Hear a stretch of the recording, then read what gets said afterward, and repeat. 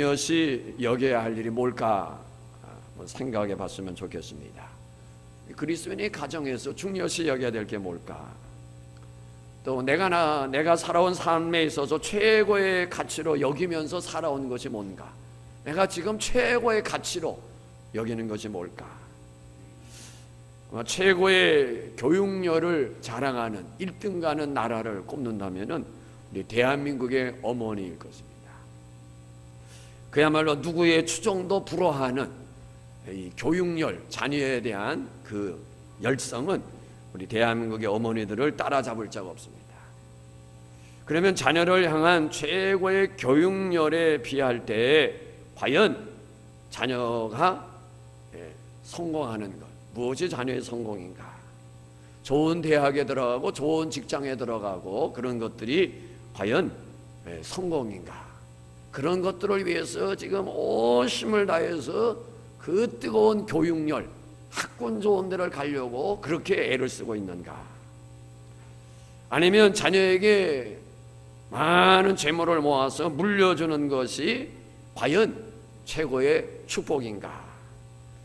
그래서 우리 부모님들은 월세 보증금이라도 모아갖고 그거 자녀에게 주려고 얼마나 열심인지 모릅니다. 그야말로 당신은 한 푼도 안 쓰고 안 먹고 안 입고 옷도 안 사 입고 그야말로 떼국물이 절제 흐르는 그런 모습을 하면서도 자녀에게는 어마어마한 재산을 물려주려고 하는 것이 우리 한국 어머니들의 부모님들의 모습입니다. 케네디는 이런 말을 했다고 그래요. 성공의 척도는 돈이 아니고 어떤 가문을 만들어 가느냐에 달렸다, 그런 이야기를 했다고 합니다. 일본의 어느 학자는 가정에 필요한 것은 재산이나 명예나 권세가 아니라 하나님께 예배드리는 제단이다 그랬어요. 가정에 필요한 것은 우리말로 말하면 가정 예배를 드릴 수 있다면 그것이 최고의 축복이라는 거예요. 최고의 축복. 우리 믿음의 식구들의 가정에 가정 예배가 세워졌으면 좋겠습니다. 가정 예배. 아이들이 신앙 안에서 바르게 자라가려면 사실 어렸을 때부터 가정 예배를 드려야 돼요. 가정 예배. 갓난아기들 데리고 가정 예배 드리십니다. 그것이 가장 가정에 있어서 필요한 것이다, 이렇게 얘기했어요. 미국의 어떤 분은 자신이 주례한 부부들 700상, 굉장히 많이 주례를 했어요. 700상을 상대로 설문조사를 했습니다. 가정을 행복하게 만드는 중요한 요소가 무엇인가 라고 물었는데 그에 대한 대답은 철저한 신앙생활이다, 이렇게 대답했다고 합니다. 가정에 가장 중요한 것, 필요한 것이 뭐냐? 하나님 앞에 예배의 단을 쌓는 것이다. 가정을 행복하게 만들어주는 것이 뭐냐? 하나님을 향한 철저한 신앙생활에 있다. 이 말씀들이 우리 마음에 와 닿았으면 좋겠습니다. 그리스도인의 부모로서, 그리스도인의 가정으로서 우리의 가치관과 목표가 바뀌어야 되겠어요. 지금 내가 추구하고 있는 것들, 최고의 가치로 여기고 있는 것들, 목표로 여기고 있는 것들이 뭔가? 아마도 제가 설문조사를 한 건 아니지만은 거의 많은 사람들이 이 세상의 것이 최고의 가치고 목표일 거예요. 집 없는 사람은 어떻게 되는 간에 집을 마련하는 것이고, 지금보다는 좀 더 안락하고 편안한 삶을 살아가는 것이고, 좀 노후를 편안하게 살 수 있도록 뭔가 안정된 준비된 그런 것들을 바라는 것이고, 그게 나쁜 거는 아니에요. 그러나 그것이 최고의 가치가 되고 최고의 목표가 돼서는 그건 아니라는 겁니다. 왜냐하면 그것이 우리의 행복을 보장해 주는 것이 아니기 때문에. 하늘의 소망을 가지고 하늘나라 이야기를 하면서 실상은 우리들의 온통 관심사가 이 땅의 것에 있습니다. 이 땅의 것에. 조금 경제적인 여유가 있다고 하는 교회는 성도들이 만나면 이번 주 주식 어떻게 됐어? 그게 대화의 화제라고 그래. 주식 어떻게 됐느냐? 올랐나 내렸나?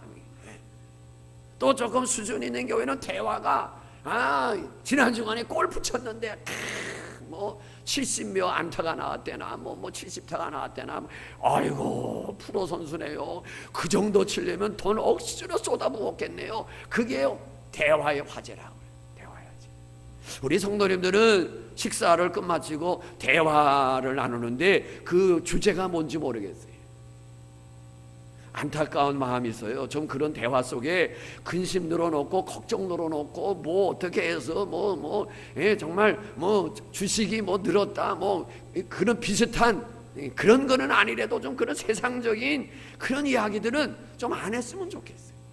특히 걱정 늘어놓는 거, 걱정 또 자식 자랑하는 거, 좀 그런 거 안 늘어났으면 좋겠어요. 우리가 하늘나라 소망 가지고 살아간다고 하면서 온통 우리의 관심사와 대화는 세상의 거예요. 세상의 거. 뭐에 투자하고 뭘 어떻게 하고 온통 삶의 목표와 우리의 삶의 가치관이 바뀌었으면 좋겠어요. 그럼 뭐로 바뀌었으면 좋을까? 신앙의 명문가를 어떻게 하면 만들어갈까라는 일에 우리가 가치를 두고 목표를 두었으면 좋겠습니다. 아멘이십니까? 따라합시다. 신앙의 명문가정을 만들자. 신앙의 명문가정, 신앙의. 전 쉬운 말로 신앙의 명품 신앙이 됐으면 명품 신앙. 명품 다들 좋아하시죠? 명품? 핸드백도 뭔가 이렇게 명품, 마크도 이렇게 쇳덩어리 구부려 놓은 거 2개 얽어 갖고 있는 거.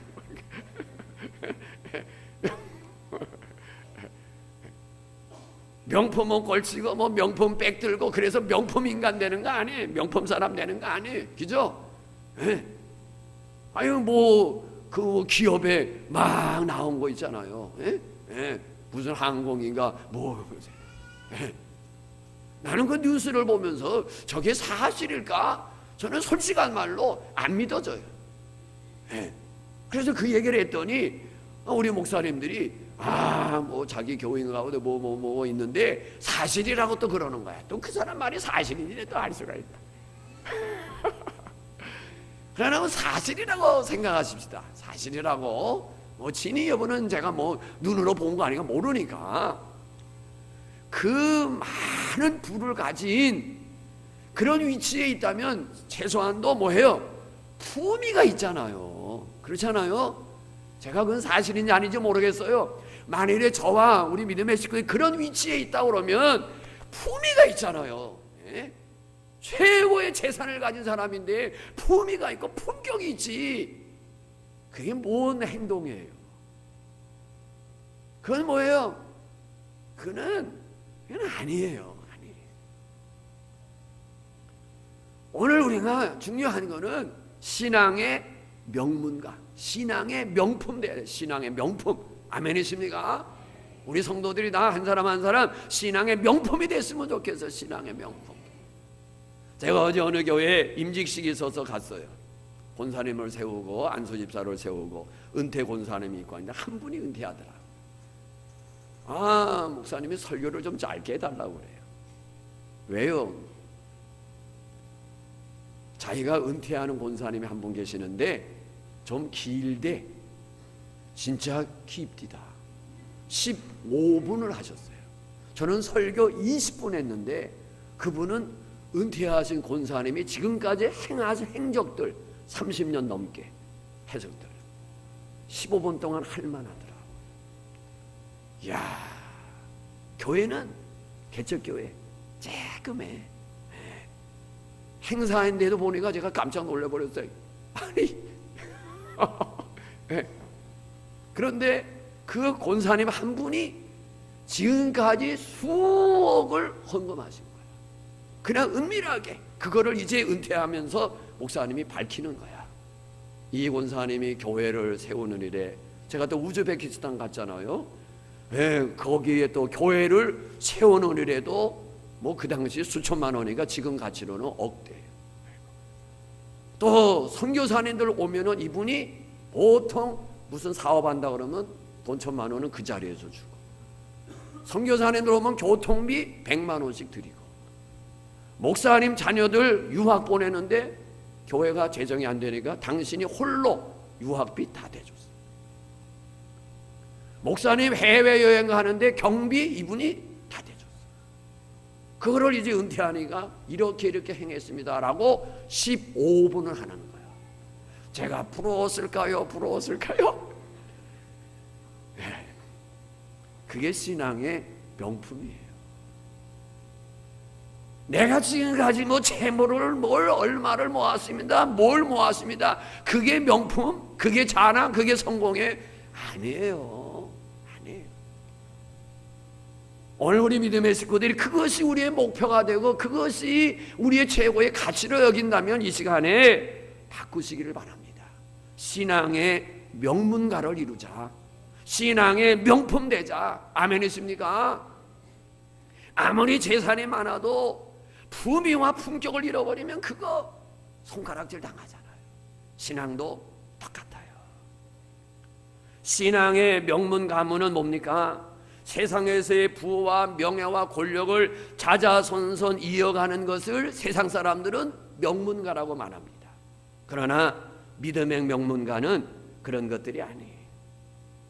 자녀들에게 말씀의 씨앗을 심어주고 그 말씀의 씨앗이 뿌리를 내리고 자라가도록 눈물로 기도하고, 그래서 구원받은 자녀가 되고 하나님의 신실한 일꾼이 되고, 그래서 우리의 가정이 대를 이어서 자자손손 1대, 2대, 3대, 4대, 5대 계속 신앙의 계보를 이어가는 하나님의 귀한 일꾼들, 신실한 가정 되는 것이 신앙의 명문가요 최고의 축복이요 자랑인 줄로 믿습니다.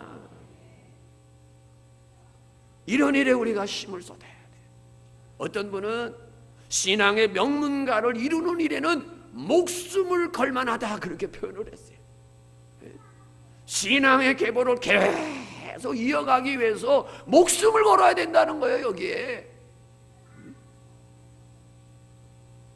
오늘 우리가 함께 읽은 본문은 바울이 믿음의 동력자이고 개인적으로는 믿음의 아들이라고 칭하는 디모데에 대한 이야기입니다.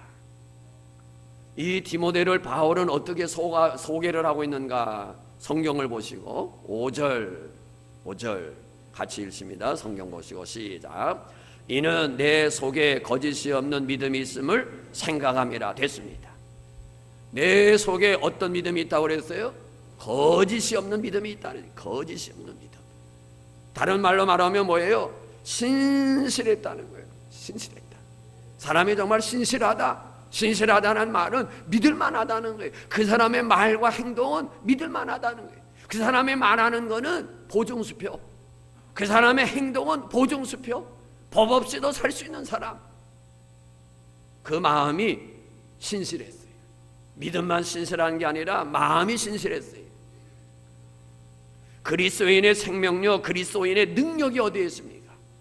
오늘 저와 우리 믿음의 식구들이 하나님의 자녀예요. 믿음의 사람이. 이 믿음의 생명력과 이 믿음의 능력이 어디에 있느냐? 바로 진실함과 깨끗함에 있습니다. 이것이 하나님께서 우리에게 원하시는 거룩입니다. 거룩. 무슨 거룩이 무슨 정한 거 아니에요. 그 사람의 생각과 마음과 언행이 신실하다, 믿을만하다, 신용의 사람이다라고 인정되면 그것이 하나님 원하시는 거룩함의 모습이에요. 오늘의 교회의 문제점, 우리 성도들의 우리의 신앙의 약점이 뭡니까? 우리의 약점이 뭐예요? 진실함이 없다는 거예요. 진실함이 없어요. 가장 진실해야 될 성도가, 신자들이, 하나님의 자녀들이 진실하지가 못해요. 과연 목사된 나는 진실한가? 정말 100% 진실한가? 그렇지 못한 부분들이 있어요. 가장 진실해야 될 성직자가 진실을 잃어버렸어요. 신자들이 진실함이 없어요. 그것이 우리의 약점이에요. 우리의 문제입니다.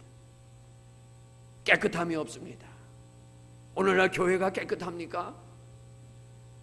저는 세무서를 안 가서 잘 모르겠습니다만은 많은 이제 목사님들이 세무서 가서 세금, 이제 목회자도 세금 내야 되니까 질문을 한대요. 그런데 약한 교회들은 그 세무서 직원들이 목사님 걱정하지 마세요. 목사님네는 관심 없습니다. 뭐가 관심이 있는데요? 빅처치 교회들, 빅처치 교회들. 제가 아는 교회는 도소비가 1,000만 원에 한 달에. 네? 놀라지도 않네. 한 달에 목사님 도소비가 1,000만 원이라.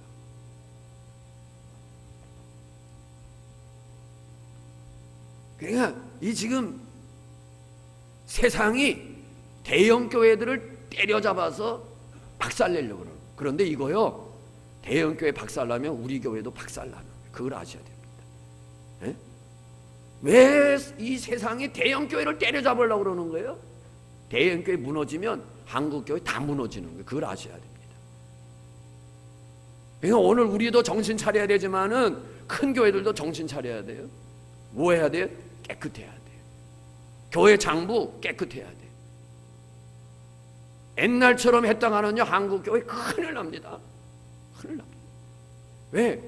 들어와요. 조사 들어와요. 그게 목표예요 지금. 우리는 뭐 규모가 아니에요. 우리는 아무 탈 없겠지. 큰 교회 목사 문제고 큰 교회 그렇게 생각하면 안 돼. 큰 교회 무너지면 큰일 나요. 아멘이십니까? 큰 교회가 서야 돼요. 아멘. 큰 교회 서야 돼요. 무너지면 안 돼요. 그러니까 정말 깨끗하게 목회해야 돼요. 큰 교회들이. 큰 교회 무너지면 한국 교회 문 닫아.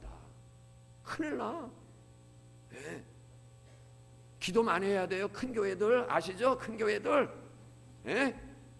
위에서 기도 많이 해주셔야 돼. 우리 교회는 조금 하셔도 돼. 털어봤자 털 것도 없어. 털어봐야. 네.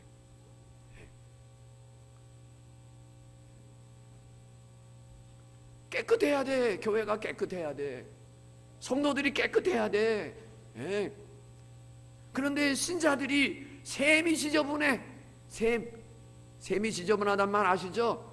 돈고래가 지저분하단 말이에요. 예수 믿는 사람들이.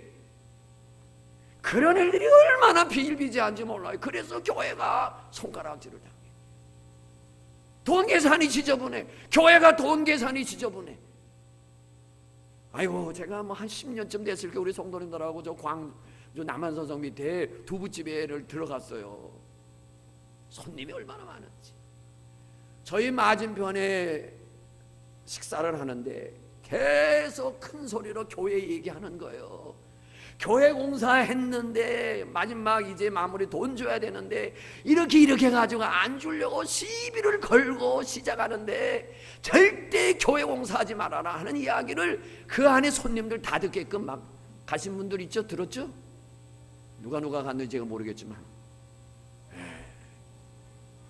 교회가 깨끗해야지. 신자들이 깨끗해야지. 셈이 정확해야지. 예. 우리 신자들이 무슨 말 듣습니까? 위선적이라는 말 들어요. 위선적이다. 예. 목사가 위선적이다. 신자들이 위선자다 하는 이야기 얼마나 많이 듣습니까? 당당하지 못하고 졸렬하고 이기적이고 세상이 하는 이야기예요. 세상이. 그런데 오늘 디모데는 뭐 했어요? 거짓이 없는 믿음, 깨끗한 믿음, 깨끗한 양심을 가졌다고 그랬어요. 사도 바울은 디모데를 교회와 성도들에게 뭐라고 소개하는 줄 아세요? 이렇게 소개를 합니다. 디모데, 그는 성도들의 마음을 깊이 생각하는 사람, 성도들을 깊이 사랑하는 사람이라고 소개를 합니다. 사도 바울이 디모데를 빌립보 교회에 자기를 대신해서 보내요. 대신해서 디모데야, 내가 가서 빌립보 교회 성도들을 좀 만나고 돌보고 그리고서 좀 했으면 좋겠다. 그래서 디모데가 빌립보 교회 바울을 대신해서 가는 겁니다. 그때 서신에 뭐라고 썼느냐? 너희의 사정을 진실히 생각할 사람은 디모데밖에는 없다. 무슨 얘기예요? 성도들의 아픔과 애로 상황과 겪는 고통과 신앙의 외적인 어떤 핍박들, 신앙생활하기 위해서 겪는 그 어려운 일들을 정말 깊이 생각해주고 위로할 수 있는 그런 마음을 가진 사람은 디모데밖에 없다. 또 디모데를 어떻게 소개하느냐 하면은요, 자기 일을 구하지 아니하고 먼저 예수님의 일을 생각하고 예수님의 일을 구하는 자라고 얘기합니다.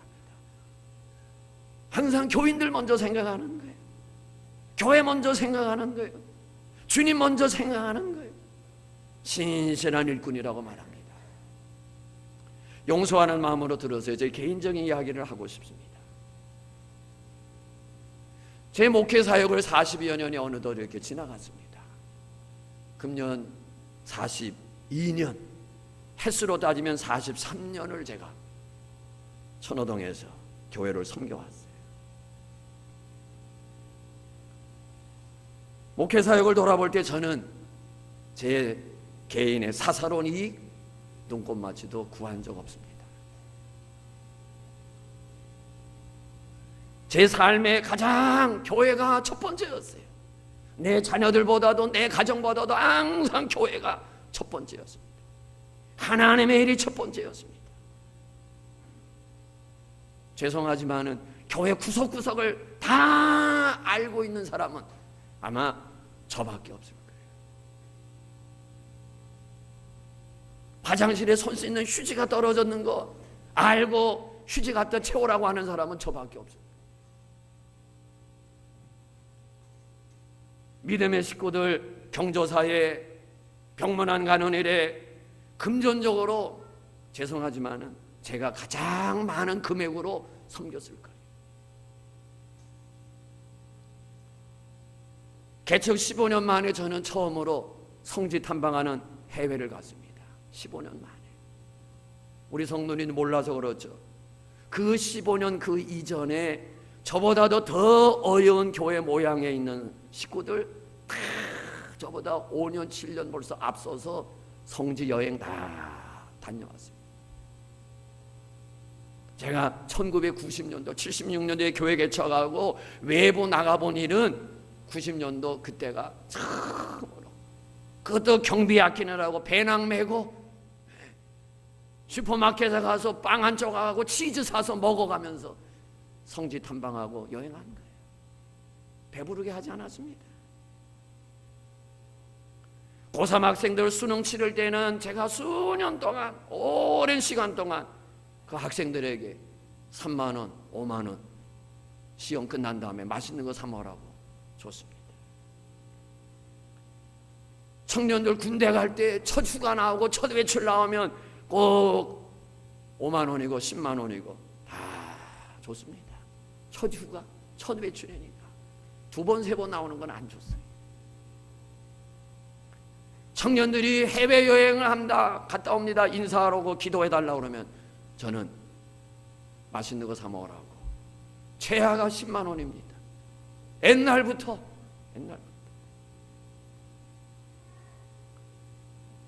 저는 교회의 모든 일을 세워가는 일에 제 사례비도 털었고 제 사유 재산도 털었고 그야말로 물질의 재물에 탐하지 않았습니다.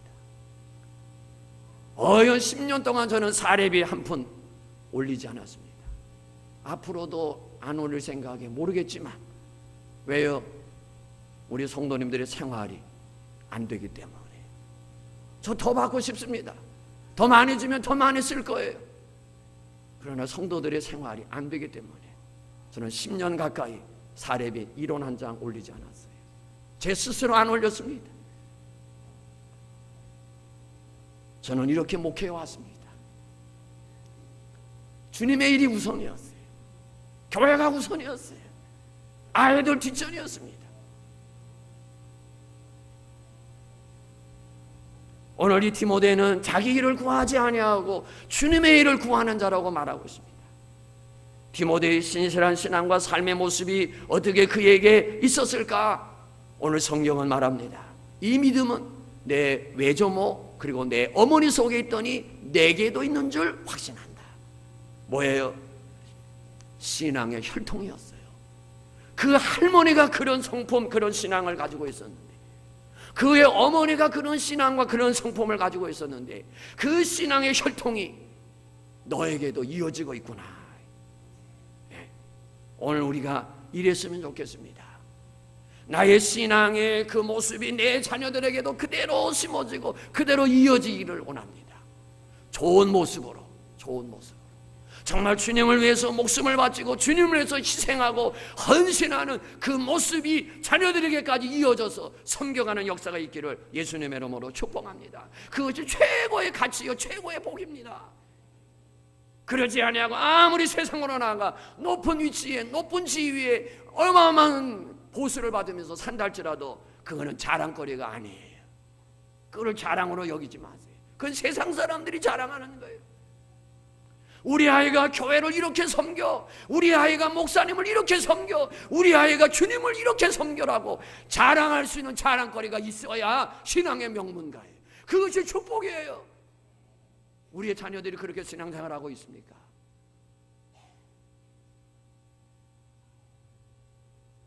그래서 이 유태인들은 목의 혈통을 더 중요시해요. 목에. 아버지가 유태인이고 어머니가 아니다 그러면은 유태인 아닌 거로 치다시피, 어머니가 유태인이면 그거는 자동적으로 그 자녀들도 유태인으로 받아들이는 거예요. 자동적으로. 어머니의 혈통을, 어머니의 영향력을 더 중요시하는 것이 유대인들의 전통입니다. 모세, 어떻게 그가 위대한 지도자가 될 수 있었어요? 어머니의 젖을 먹으면서 7살까지 자라나요. 어머니의 영향력 속에서 7살 이전에 신앙이 확립된 거예요. 7살 이전에.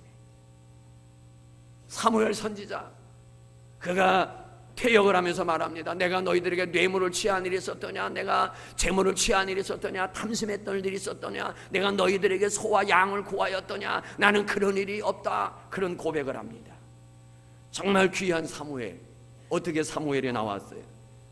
한나, 어머니의 눈물의 기도, 눈물의 기도 속에서 얻어진 아들 젖을 떼자마자 하나님 앞에 바쳐집니다. 바쳐지고 성경에 기록은 없지만 얼마나 그 아들을 위해서 배후에서 기도했겠어요. 성 어거스틴 타락의 길을 걸어갔지만 어느 날 어머니의 눈물로 기도하는 그 모습을 보고 어거스틴은 방황의 생활 속에서 끊고 돌아섭니다. 그가 한 유명한 말이 있어요. 어머니의 눈물의 기도가 있는 자녀는 망하지 않는다. 아멘이십니까? 신앙의 3대째인 어느 가정의 간증이에요. 할아버지로부터 믿음의 계보가 시작되어서 자기가 3대째라고 합니다. 자기 할아버지는 가난과 고통 속에서 살다가 신사참배에 반대하는 가운데 순교자로 생을 마감하셨고, 자기 아버님도 할아버지 못지않은 신앙을 본받아서 고통 속에서 억압 속에서 충성된 신앙으로 살다가 마쳤고, 3대째인 자기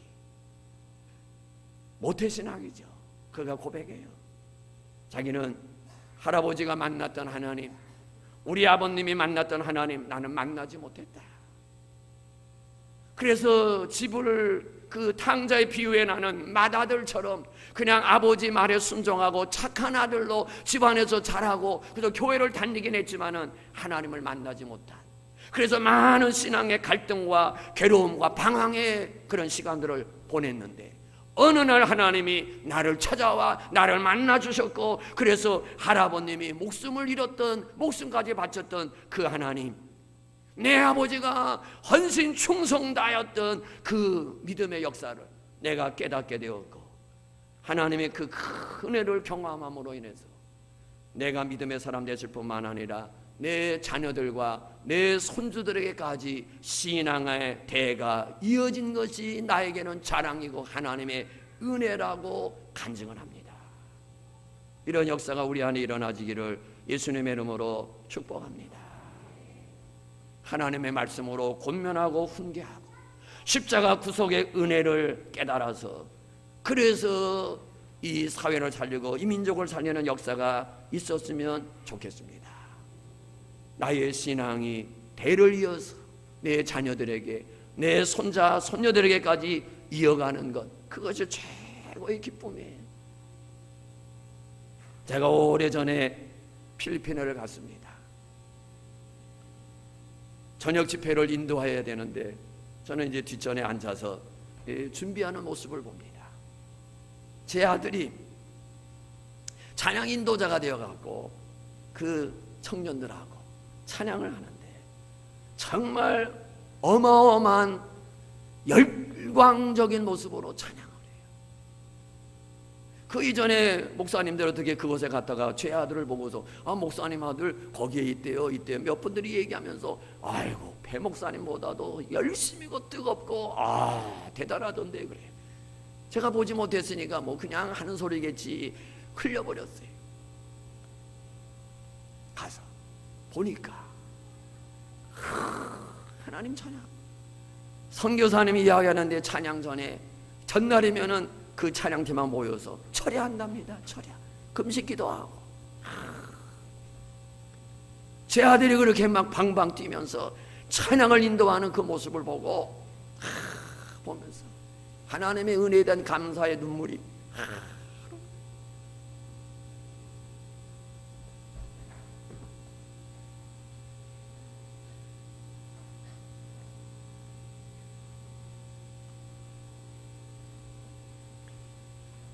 하나님의 신실을 이끌어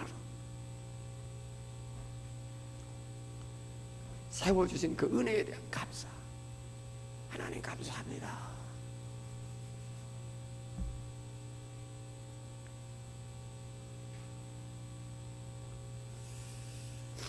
우리 성도님들이 자녀들을 바라보면서 우리 아이들이 교회에 아름답게 헌신하는 모습을 보면서 하나님 감사합니다. 하나님이 내 아이를 저렇게 키워주셨습니다. 그런 감사와 감격이 우리 성도님들 마음속에 일어났으면 좋겠습니다. 그것이 최고의 자랑이고 최고의 기쁨이고 최고의 축복입니다. 자녀들 공부시키는데 뭐 최선을 다했어요. 재산 물려주고 뭐 다 했어요. 사회적으로 뭐 안정된 뭐 위치, 그거 자랑거리 아니에요. 내 자녀들이 하나님의 말씀에 바로 세워져 있는가, 그것이 최고의 가치예요. 기도하겠습니다.